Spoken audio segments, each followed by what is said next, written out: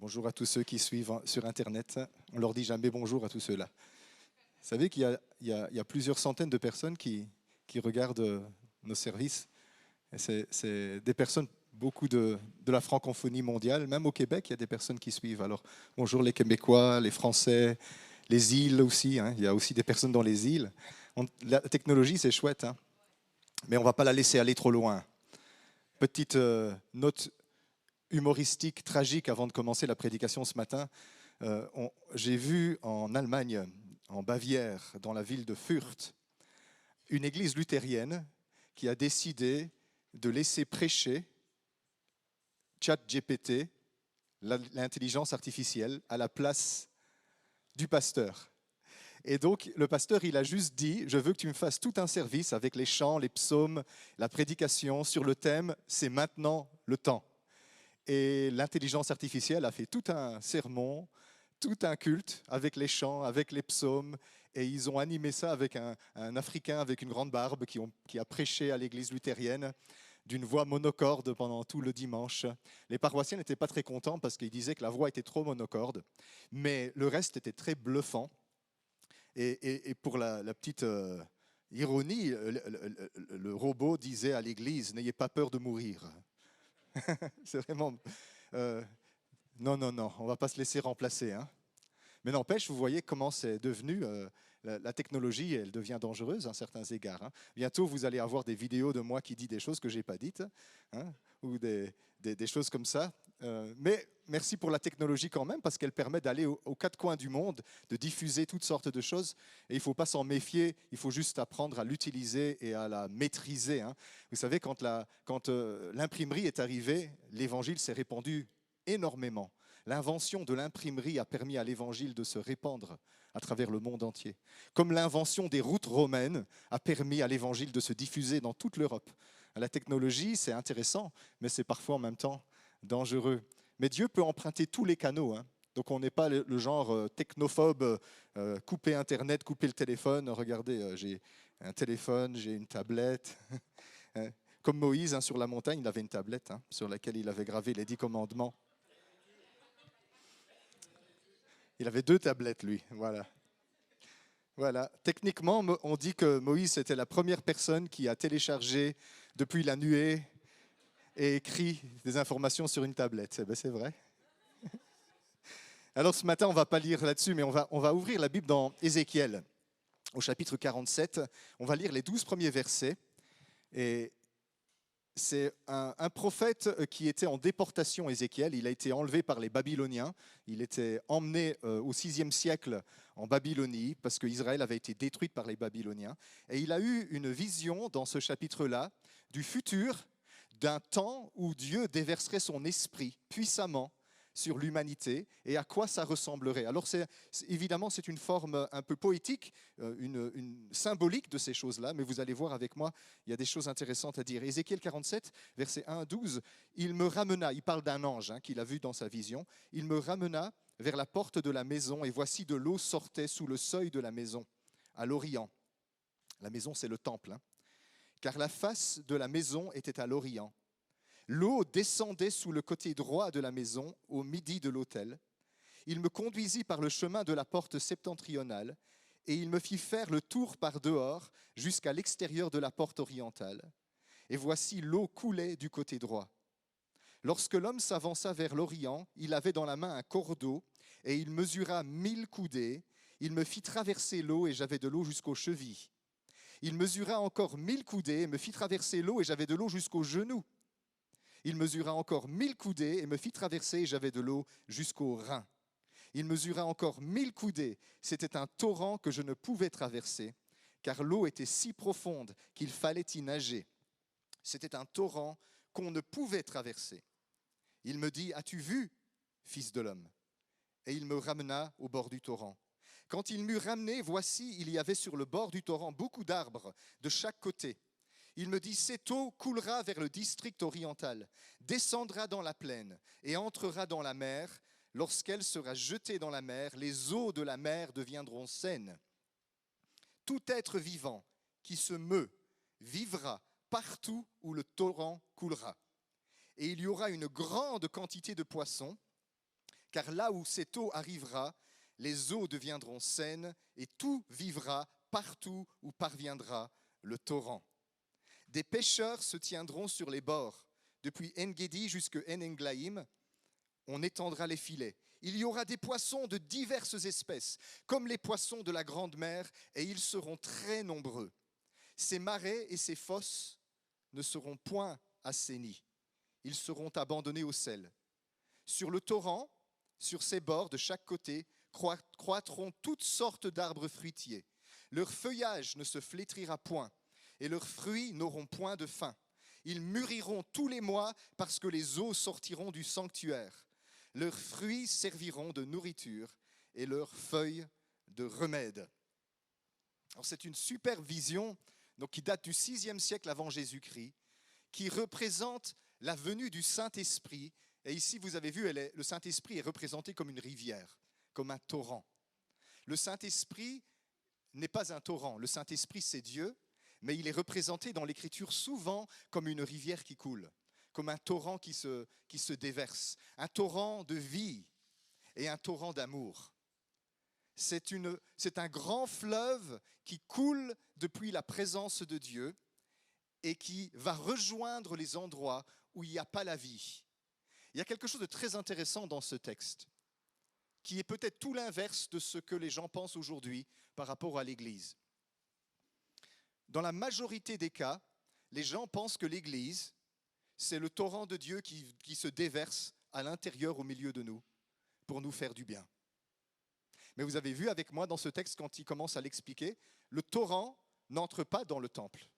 Il sort du temple par la porte de l'Est et il se déverse dans les endroits stériles, secs, toutes les plaines à l'orient d'Israël. C'est assez désertique à cette époque-là. Et le torrent se déverse dans les marais, dans les endroits malsains. Et il est écrit que partout où la rivière coule, il y aura la vie. Et même il y a une telle vie que les poissons se multiplient. Et les pêcheurs se tiennent pour capturer une multitude de poissons. Et tout d'un coup, plein d'arbres poussent sur les berges du fleuve. Et ces arbres servent à la guérison des nations.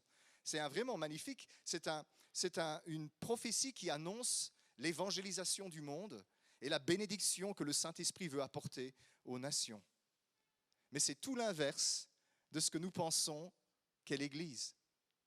Souvent, nous, l'Église, c'est « Oh Dieu, viens vers moi, bénis-moi, oh Saint-Esprit, coule en moi, coule sur moi, viens en moi, remplis-moi, restaure-moi, relève-moi, guéris-moi, sauve-moi, secours-moi, encourage-moi, je ne vais pas bien, j'ai besoin de toi, alléluia, Maranatha ».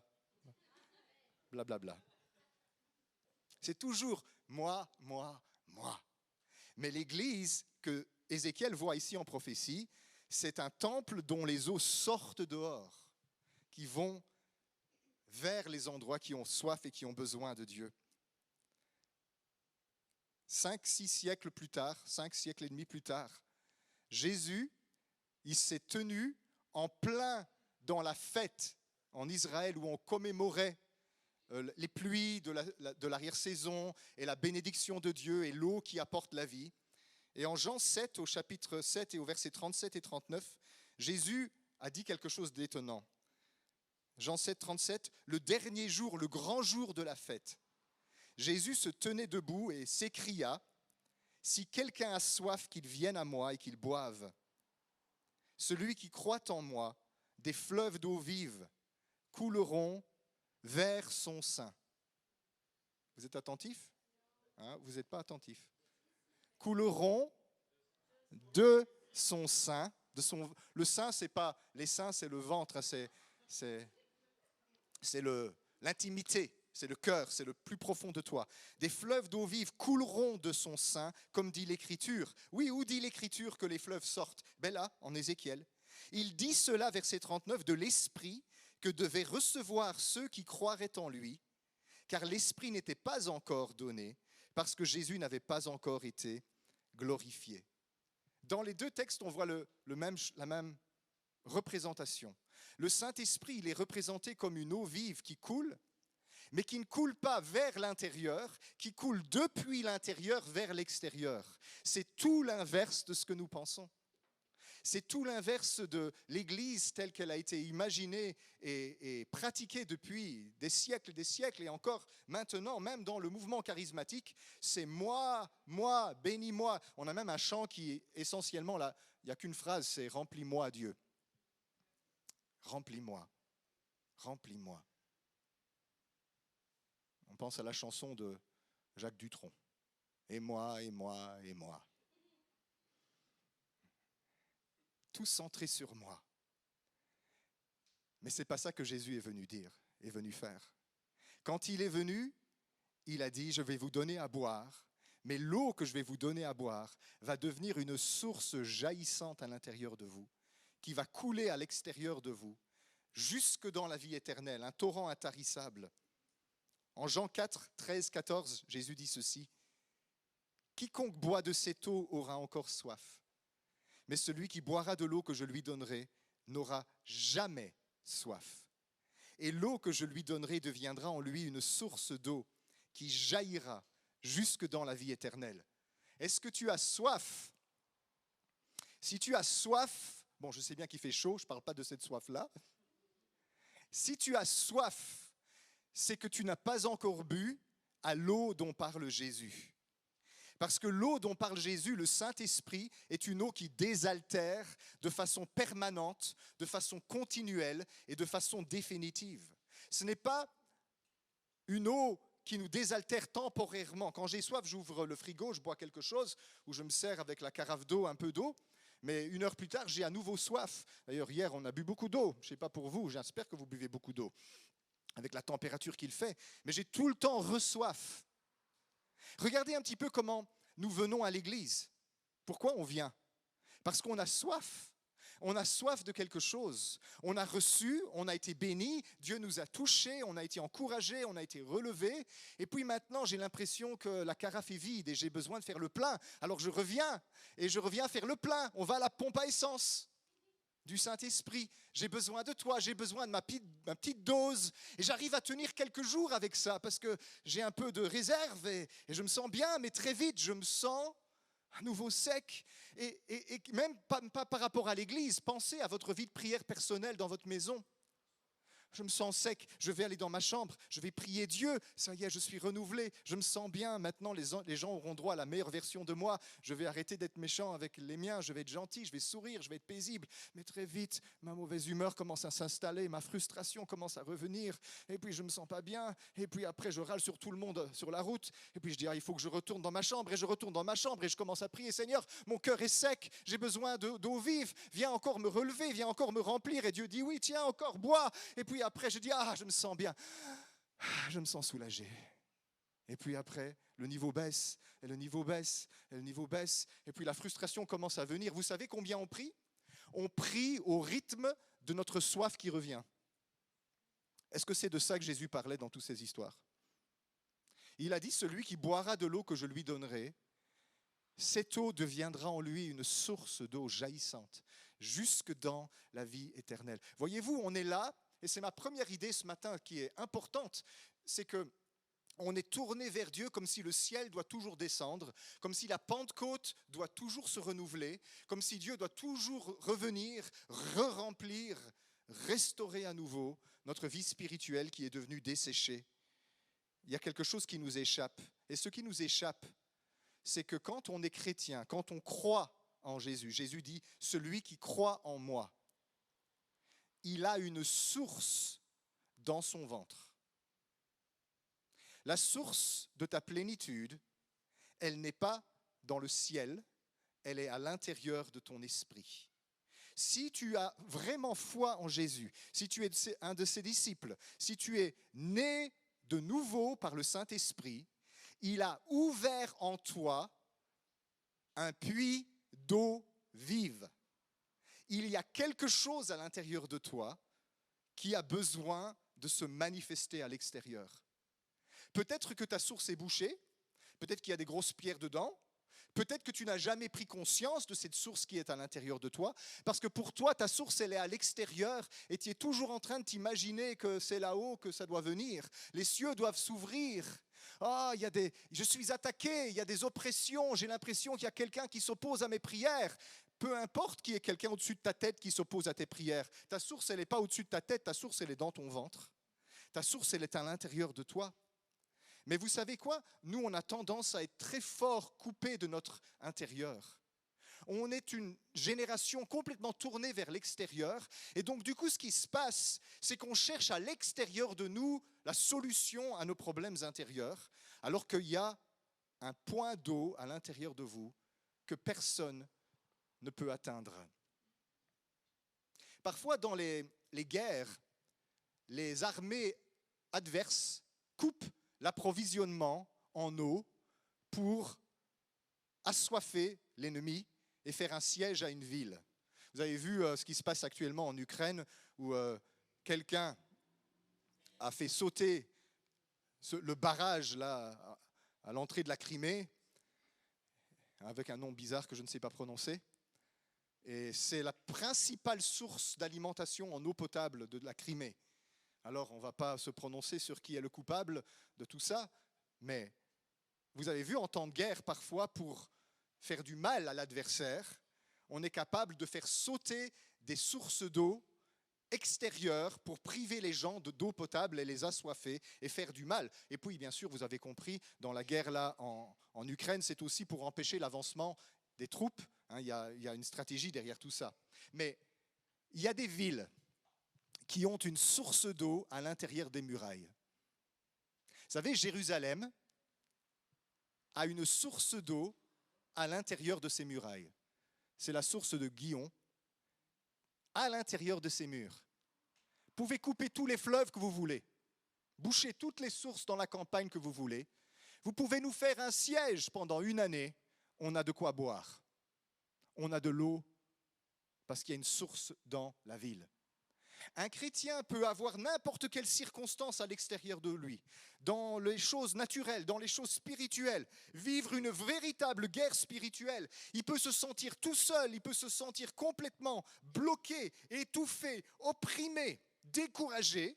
À l'intérieur de ses murs, il a une source d'eau jaillissante qui peut l'abreuver dans tous les temps. Et votre adversaire, le diable, il se dit, mais comment elle fait? J'ai tout coupé, je l'ai isolé. Je lui ai fait tellement de mal, je l'ai fait taire, je l'ai isolé, je l'ai bloqué, je l'opprime, je l'étouffe, je le sépare, je fais tout. Et il est toujours en train de sourire, elle est toujours en train de sourire. D'où vient cette vie surnaturelle qui alimente cet enfant de Dieu?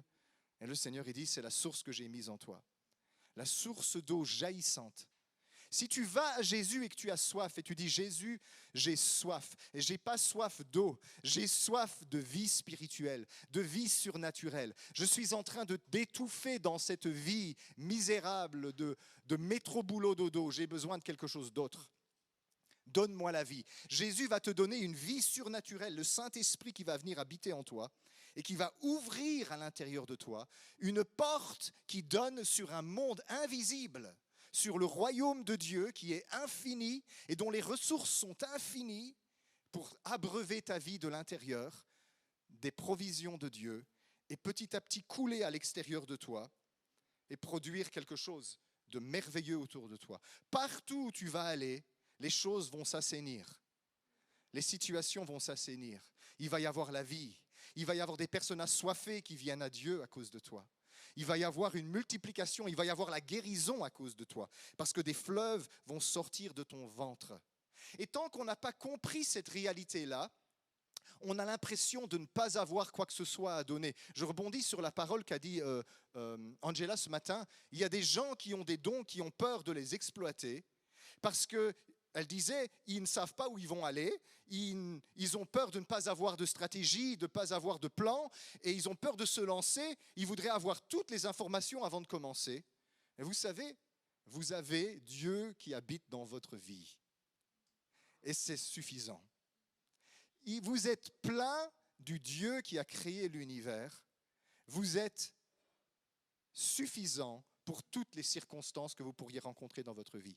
La solution ne viendra pas de l'extérieur, la solution, elle vient de l'intérieur. Et j'aime bien l'illustration de ce que Angela elle a fait avec le sketch qu'ils ont créé ensemble, parce qu'elle ne s'est pas appuyée sur son intelligence, Elle n'a pas lu dans des guides comment est-ce qu'on fait un sketch de théâtre.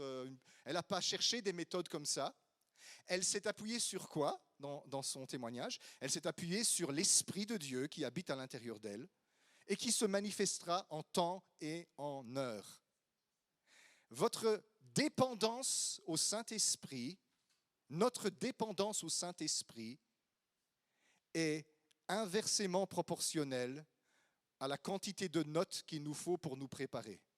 La première fois que j'ai prêché, j'avais 12 feuilles recto verso ici. Assez pour faire 12 sermons. Et le pasteur, il a dit, c'était bien, mais j'aurais fait bien 12 sermons avec ce que tu as fait ce matin, si tu avais soufflé un petit peu, parlé un peu plus lentement. Pourquoi j'avais 12 feuilles de notes? Pourquoi? Parce que j'avais peur. Peur de quoi? De me retrouver comme à l'examen, parfois en secondaire, quand tu es face au prof et qu'il te pose une question et tu as un blanc. J'avais peur de ça. J'avais peur de ne pas savoir ce que j'allais dire et j'avais besoin de quelque chose sur quoi retomber. Qu'est-ce que ça manifeste, ça? Ça manifeste que je n'ai pas confiance dans le Saint-Esprit qui est capable, à l'instant même, de mettre sa parole dans ma bouche. Alors j'avais multiplié les précautions parce que j'avais peur. Et la peur et la confiance sont inverses l'une de l'autre. Plus j'ai peur, moins j'ai confiance. Plus j'ai confiance, moins j'ai peur. Et on a tous peur. Moi, j'avais peur. Mais j'ai remarqué quand même, avec les années, mes notes sont de plus en plus courtes. Il y a de moins en moins de choses sur mes notes. Et quand je regarde les vieilles notes où j'écrivais tout, et quand je devais regarder mes notes, je disais, oh là là, je ne sais plus où je suis.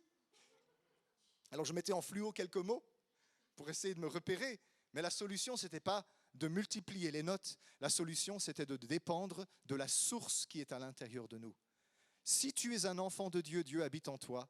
Il est une source intarissable d'imagination, de créativité, de spontanéité, de stratégie. Parfois, on est là et on se dit, Seigneur, donne-moi une stratégie. Vous savez, c'est quoi la bonne stratégie? Lance-toi et attends-toi à lui. Oh, mais ça, c'est dangereux. J'ai besoin d'un filet. Et si je ne sais pas, oui, lance-toi, commence à faire. Et il va donner à l'instant même ce qu'il te faut pour faire ce que tu dois faire. Ça va venir surnaturellement. Et tu vas vouloir te préparer, tu vas dire, ok, je vais mettre à part, je vais faire 12 jours de jeûne et prière. Seigneur, donne-moi une stratégie, donne-moi tous les détails. Et Dieu dit, voilà, j'ai une grande stratégie pour toi. Note bien, parce que c'est très important, chaque élément est vital, tu dois vraiment accomplir toutes les étapes. Voilà, écoute, tu es prêt? Lance-toi. La Bible, elle dit ça, elle dit, ouvre ta bouche et je la remplirai. Mais si je fais... et qu'il n'y a rien qui sort, ça ne m'est jamais arrivé. Bon, aussi parce que je suis très bavard. Hein. Aussi pour ça. Mais ça ne m'est jamais arrivé que Dieu me laisse, comment on dit, en vrac, hein, au dépourvu. Quiconque se confiera dans le Seigneur, aucune personne qui se confie dans le Seigneur ne sera confuse. Si tu t'attends à Dieu, il va faire quelque chose. Ça ne veut pas dire qu'on ne doit pas préparer ce qu'on fait, hein, qu'on ne doit pas réfléchir, planifier, étudier, etc. Mais ce n'est pas là-dedans que réside le succès. Le succès réside dans le fait de marcher, de faire un pas et de faire confiance à Dieu. Vous avez une source à l'intérieur de vous, dit le Seigneur. Un chrétien, c'est quoi? Un chrétien, c'est quelqu'un dont la relation avec Jésus est devenue dans sa vie une source intérieure, intarissable, qui le désaltère définitivement et qui jaillit à l'extérieur, produisant la vie partout où elle passe. C'est ça un chrétien. Un chrétien, c'est un puits mobile. C'est une source portative. C'est une fontaine sur pattes qui se déplace avec Dieu et qui contient à l'intérieur de lui ou d'elle une ouverture vers un domaine invisible, vers un monde invisible qui permet de déverser de la joie, de déverser de la paix, de déverser de l'amour, de déverser de la vie, de déverser de l'espérance partout autour de nous. Quiconque boit de cette eau, dit Jésus, aura soif. Mais celui qui boira de l'eau que je lui donnerai n'aura plus jamais soif. Cette eau deviendra en lui une source d'eau vive, jusque dans la vie éternelle, jaillissante, jaillissante, jaillissante. À quoi ça ressemble ça? Deuxième chose ce matin. À quoi ça ressemble d'avoir une vie pleine de l'Esprit? Alors vous avez tous une idée en tête de ce à quoi ça ressemble être rempli du Saint-Esprit. Mais tous ici, on a tendance à juger d'après notre propre expérience. Quelqu'un va dire, être rempli du Saint-Esprit, c'est sauter de joie, c'est bondir d'exaltation à cause de ce bonheur extraordinaire que je vis à l'intérieur. Ça me pousse à crier de joie, à danser de toute ma force et à parler à tout le monde, tout le temps, des choses que Dieu a fait dans ma vie. Ça, c'est être rempli du Saint-Esprit. Oui. Mais quelqu'un d'autre va dire, être rempli du Saint-Esprit, c'est être très calme, serein, rayonnant de paix, plein de douceur, ne plus rien dire, mais vivre dans cette présence paisible qui peut être ressentie tout autour de nous. Oui, c'est ça aussi. Avez-vous remarqué qu'on a tendance à juger les personnes qui ont une vie spirituelle différente de nous? Vous êtes là ce matin, je sais bien, parce qu'il y a quelques-uns qui l'ont déjà dit, mais on a tendance au milieu de nous à se juger les uns les autres. On regarde la personne exubérante, exaltée, qu'est-ce qu'on dit? Sentimentalisme. Et émotionnel. C'est des émotions. Ce n'est pas le Saint-Esprit, ça. Moi, je connais le Saint-Esprit. Le Saint-Esprit, il est paisible, intérieur, serein, doux, profond. Ah, ça, c'est des émotions. Mais vous savez, l'autre personne, elle vous regarde et elle dit, pas émotionnel, intellectuel. Trop réfléchi, trop de contrôle. Tu es coincé. Tu es introverti et coincé. Tu n'es pas suffisamment rempli du Saint-Esprit. Parce que moi, je sais à quoi ça ressemble le Saint-Esprit. Le Saint-Esprit, c'est une explosion de vie. Et l'autre, il dit, oui, mais le Saint-Esprit, c'est quelque chose de tellement profond que je vis dans mon cœur, que j'ai envie de me taire et juste me plonger dans cette présence intérieure qui me dépasse, qui me fait sortir de cette réalité et entrer dans la plénitude de Dieu. C'est aussi ça le Saint-Esprit. Quand on se juge les uns les autres, on juge faussement.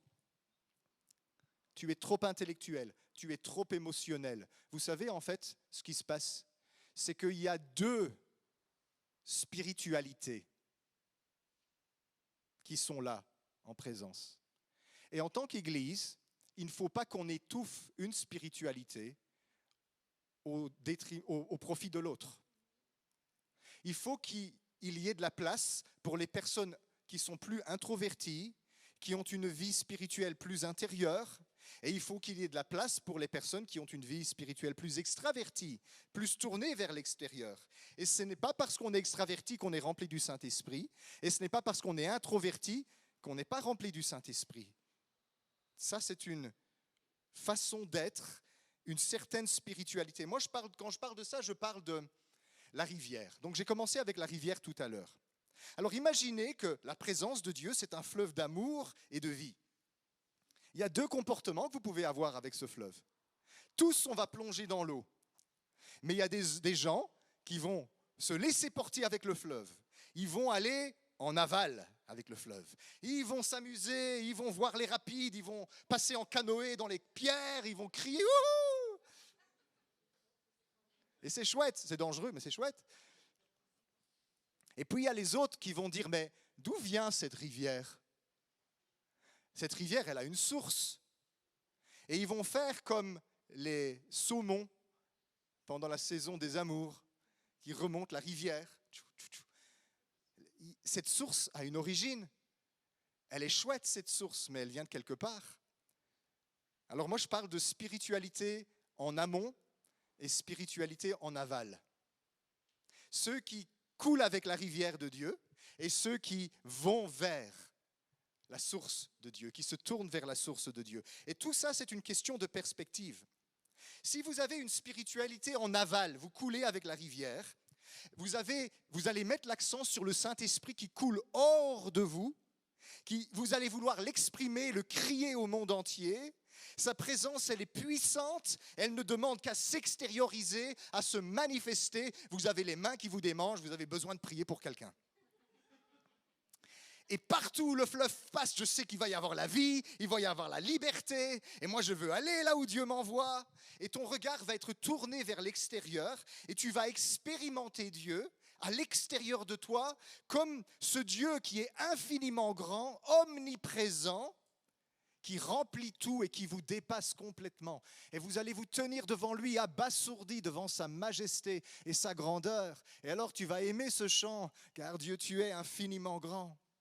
Tu es infiniment grand. Quand je lève les yeux vers toi, je vois ta majesté, je vois ta gloire. Hein, comme cette chanson qui est sortie dans le monde il n'y a pas longtemps, qu'un frère catholique avait chanté. Quand je regarde autour de moi, Seigneur Jésus, je vois ta gloire.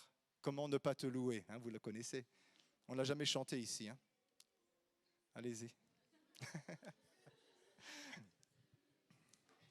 Qu'est-ce que ça montre, cette spiritualité-là?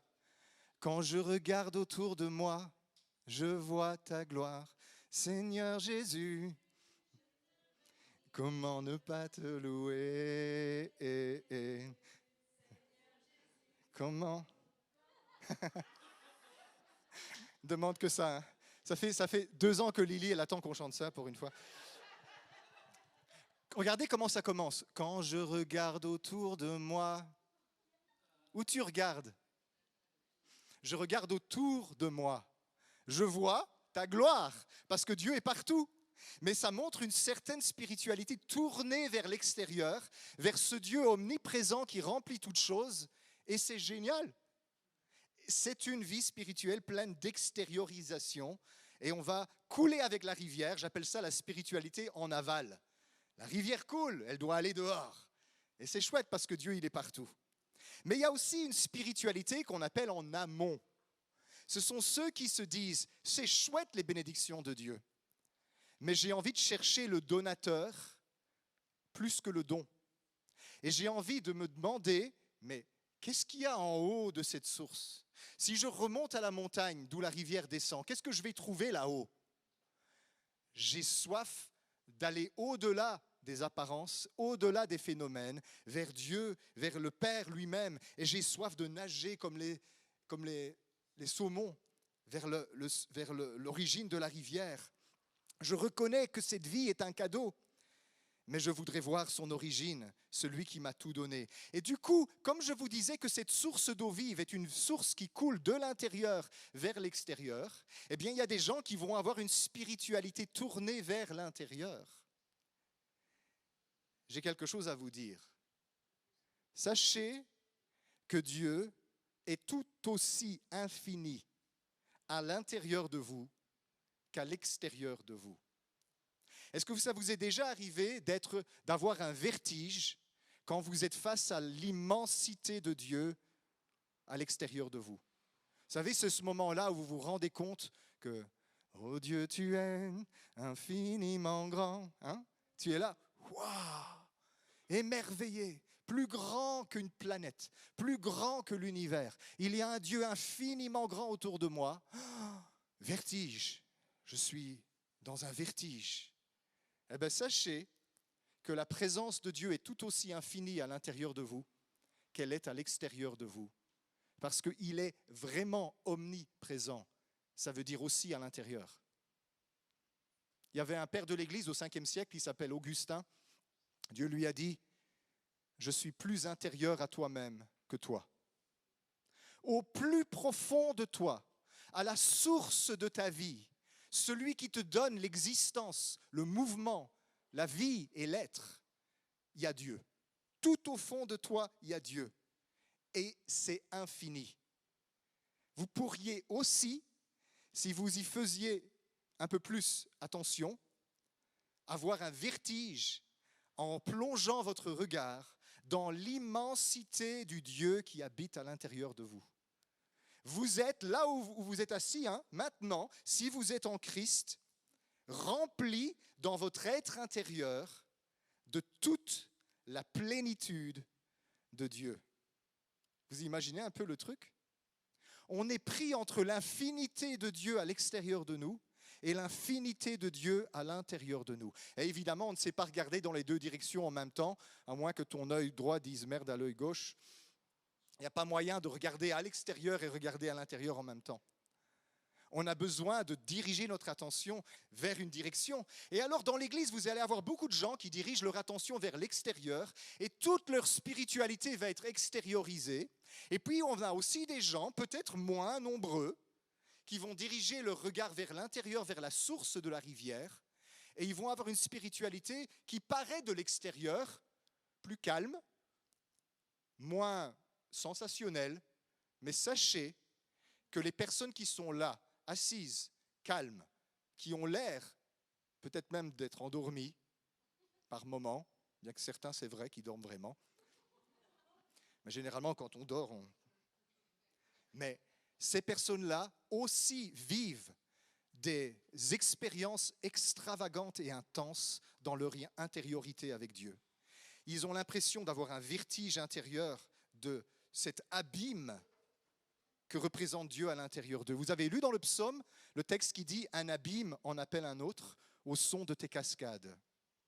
Un abîme en appelle un autre au son de tes cascades. Qu'est-ce qu'il parle? De quoi il parle le psalmiste?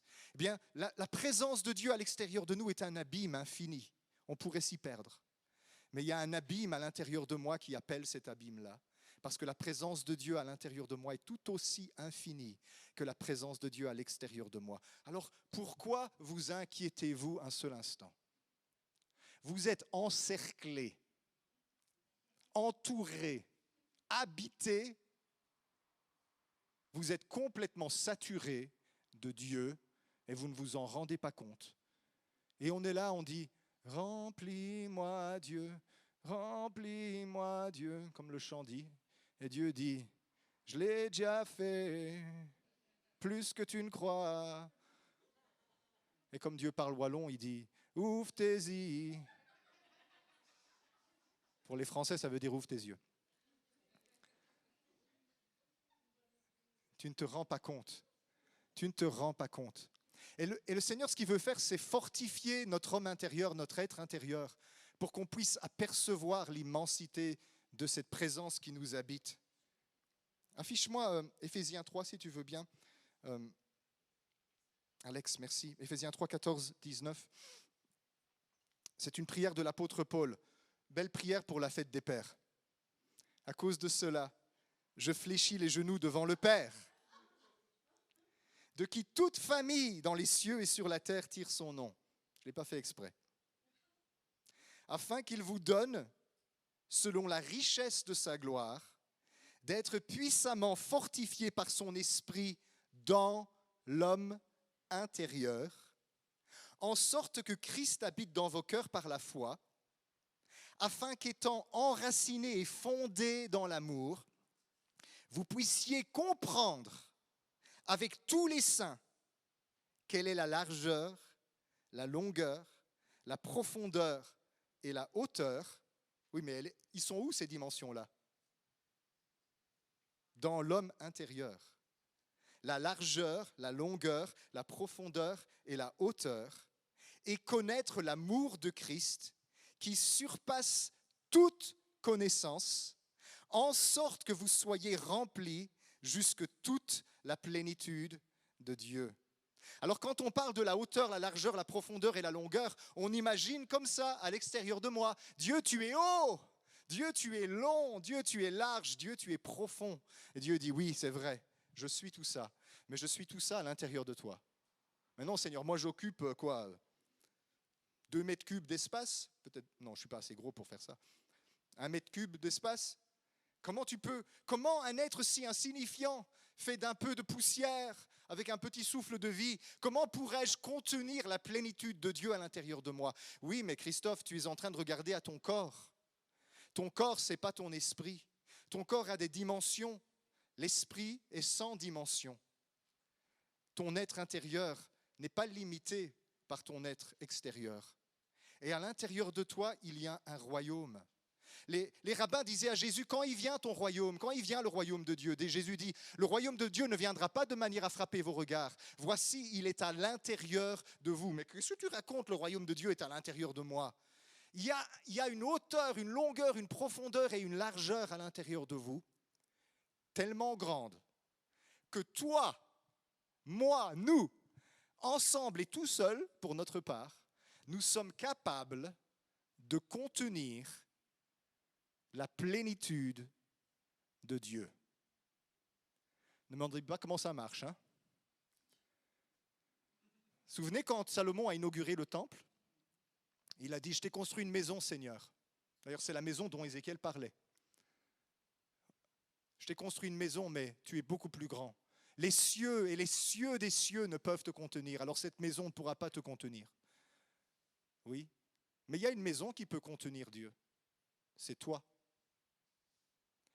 Dieu a créé l'être humain pour pouvoir habiter en lui, en elle, complètement, pleinement.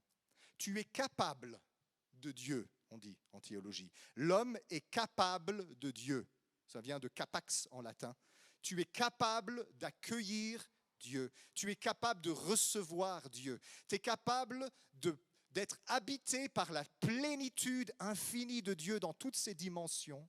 Et vous avez vu la dimension principale que l'apôtre Paul dit ici en Éphésiens 3, c'est l'amour. Tu es habité par une infinité d'amour. Il veut que tu sois ancré, fondé et enraciné dans cette révélation de l'amour de Dieu, que tu es infiniment aimé, tu es infiniment désiré. Tu as été construit sur mesure pour être un tabernacle, un temple de Dieu où il habite en plénitude, sans aucune limite. Alors vous avez vu d'où vient la source intérieure alors maintenant? La source intérieure, elle vient des profondeurs immenses qui vous habitent. Alors dans l'Église, il y a des gens qui ont compris ça. Il y a des gens qui ont compris les deux. La majorité de nous dans l'Église, on a compris plutôt la spiritualité extérieure, que certains vont juger et dire ça c'est d'émotion. L'autre, elle est intérieure, et les autres vont dire ça c'est intellectuel. Ce n'est ni émotionnel ni intellectuel, c'est spirituel, soit en amont, soit en aval, et les deux sont légitimes, et il faut faire de la place aux deux dans l'Église. C'est pour ça que on ne va pas donner des consignes, que tu dois plutôt faire ceci ou plutôt faire cela. Vous avez vu qu'ici, on n'aime pas tellement les choses que les gens font dans leur sermon. Dis à ton voisin, lève les mains. On ne donne pas beaucoup de consignes comme ça. Parce qu'on veut que dans cette église, vous soyez complètement libres de exprimer Dieu comment Dieu vous demande de l'exprimer. Et libre de ne pas être jugé pour votre forme de spiritualité. Vous savez, on est des moutons de panurge, hein, tous. Hein. Imaginez que vous êtes entouré de 15 personnes qui font certaines choses et que vous êtes le seul assis sur votre chaise, vous allez vous sentir mal à l'aise. Mais inversement, si vous êtes entouré de 10 personnes assises sur leur chaise et que vous êtes la seule personne à lever les mains et à sauter partout, vous allez vous sentir mal à l'aise, sauf si vous vous appelez Angela, vous allez dire non, m'en fous, m'en fiche, les regards des gens, on y va quand même. Mais la plupart d'entre nous, on va se dire, aïe, aïe. Ils ont fait une expérience sociale très rigolote, où ils ont mis des gens dans une salle d'attente où tout le monde était des acteurs, sauf un qui arrivait dans la salle d'attente du médecin ou je ne sais pas quoi. En tout cas, c'est une sorte de médecin. Et alors, il y avait un bruit d'une sonnette qui faisait ding. Et au moment où la sonnette sonnait, tout le monde dans la salle d'attente se lève. La sonnette sonne, tout le monde se rassoit. Et le monsieur, il rentre parce il veut aller au cabinet, là, il rentre au cabinet médical, et puis il s'assoit, il dit bonjour aux gens, et puis, ding, tout le monde se lève. Il regarde les gens, il se lève, ding, il se rassoit avec les gens. Tout le monde a l'air que c'est parfaitement normal. Il se sent très mal à l'aise. Et puis, ça continue. Des minutes passent, ding, tout le monde se relève, il regarde, mais c'est insensé ce qu'on fait, pourquoi on fait ça? Mais il le fait quand même. Et je crois que sur toute l'expérience, il y avait une seule personne qui disait « Mais c'est quoi cette histoire? Moi, je ne me lève pas.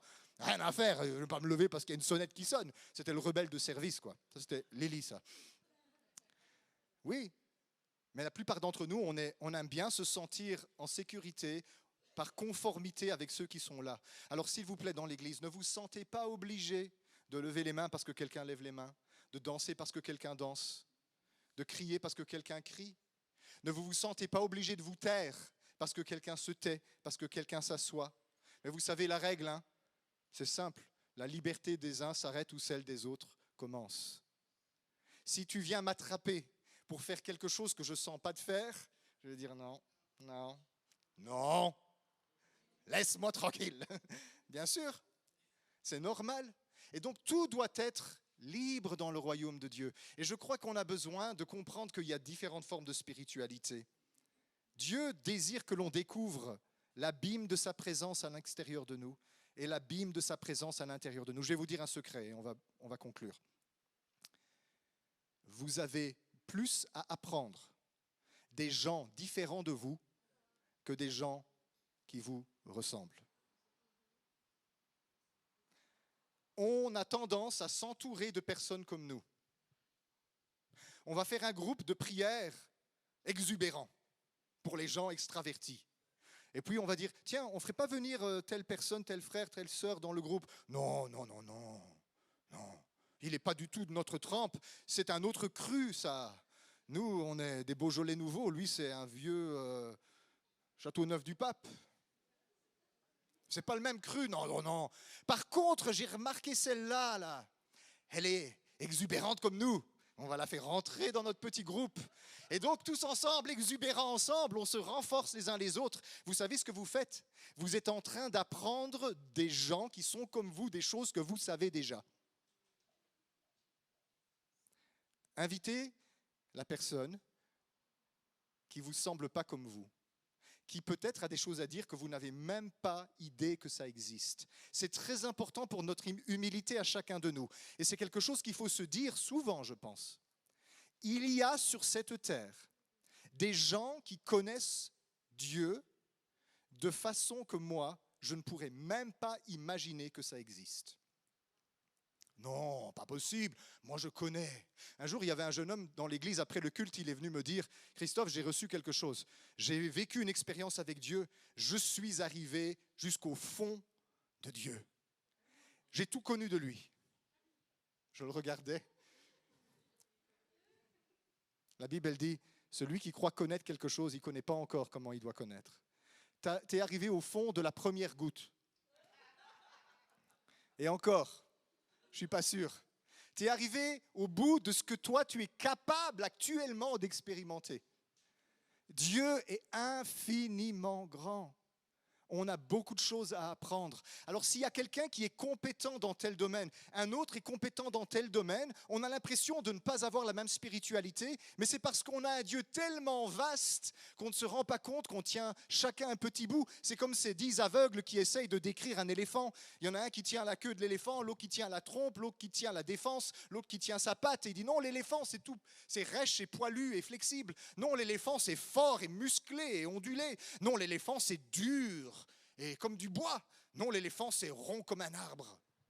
Ils ont tous raison, mais ils ont tous tort, parce qu'ils ne voient qu'un tout petit bout. Et le Seigneur, il veut qu'on apprenne à s'écouter les uns les autres et à apprendre les uns des autres. Et je pense que ça va être un grand défi dans les temps qui sont devant nous dans l'Église. Vous savez, je vais vous dire quelque chose, c'est important. La solution, ce n'est pas qu'un groupe arrête de poursuivre Dieu à fond, avec passion, dans sa spiritualité. Ce n'est pas ça la solution. La solution, c'est que toi, avec ta spiritualité, tu cherches Dieu à fond dans ta direction pour qu'ensemble, toutes les petites rivières convergent, confluent pour faire une grande rivière avec toutes les couleurs de l'arc-en-ciel de Dieu, des manières de l'approcher. La plupart d'entre nous, on a sans doute besoin de comprendre quelque chose sur l'abîme infini de Dieu qui nous habite. Alors, conclusion, certains vont plonger dans l'abîme intérieur de l'infinité de Dieu. parce qu'ils ont une spiritualité en amont de la rivière. Ils recherchent la source. Ils sont contemplatifs. Et c'est très bien. Certains plongent dans l'abîme extérieur de l'infinité de Dieu, spiritualité en aval. Ils recherchent la destination. Qu'est-ce que Dieu veut faire, où Dieu veut aller. Mais l'un comme l'autre, ils ont raison. Non, tu n'es pas trop émotionnel. Non, tu n'es pas trop intellectuel. Non, il n'est pas coincé. Non, elle n'est pas allumée du ciboulot. Je pense qu'on a besoin d'apprendre des gens qui sont différents de nous. Il faut faire de la place aux deux. Il ne faut pas juger les gens qui ont une spiritualité différente de nous. La liberté des uns s'arrête où celle des autres commence. Il faut donner la parole à tout le monde. Il y a des choses extraordinaires à découvrir dans la contemplation. Et il y a des choses extraordinaires à découvrir dans la manifestation extérieure de Dieu. Vous savez quoi ? On a besoin d'apprendre. Et comment on peut apprendre ? En s'intéressant à ceux qui sont différents de nous. Rappelez-vous ceci. Il y a au milieu de nous, et même ailleurs sur cette terre, des gens qui connaissent et vivent des choses que moi, je ne pourrais même pas imaginer dans mes plus grands rêves. Et j'ai besoin d'apprendre à considérer tout le monde comme mon enseignant. Qu'est-ce que cette personne sait que je ne sais pas? Pour grandir et découvrir ce Dieu infiniment grand qui me dépasse par l'intérieur et par l'extérieur. Alors Seigneur, ce matin, on veut te remercier parce que tu es notre Père, tu es notre origine. Mais tu n'es pas que notre origine, tu es notre destination. Nous venons de toi et nous allons vers toi. Nous sommes encerclés par tes deux mains infinies, ta main droite et ta main gauche. Ta main de gauche nous porte et ta main droite nous emporte. Nous venons de toi et nous allons vers toi. Nous sommes juste un petit point de passage, un petit canal sur cette terre, de l'infinité qui nous habite et de l'infinité qui nous entoure. Alors Seigneur, je prie que l'Église et chacun de nous, pour notre part, on puisse être une porte ouverte sur ton infini. Que quand les gens nous rencontrent, ils rencontrent l'infinité du Dieu qui nous dépasse. Qu'on ne prétend pas cerner, qu'on ne prétend pas comprendre, qu'on ne prétend pas maîtriser et définir. Ce Dieu infiniment grand, intérieur et extérieur, éternel et intemporel, tellement glorieux qu'on en a le vertige. Et à toi, Dieu, nous rendons toute la gloire ce matin. Et nous te bénissons, nous t'adorons et nous te remercions pour tout ce que tu fais. Fais-nous grandir encore, Seigneur, jusqu'à ce que nous soyons conscients que nous sommes habités de toute la plénitude de Dieu et que nous avons tout pleinement en toi. Amen.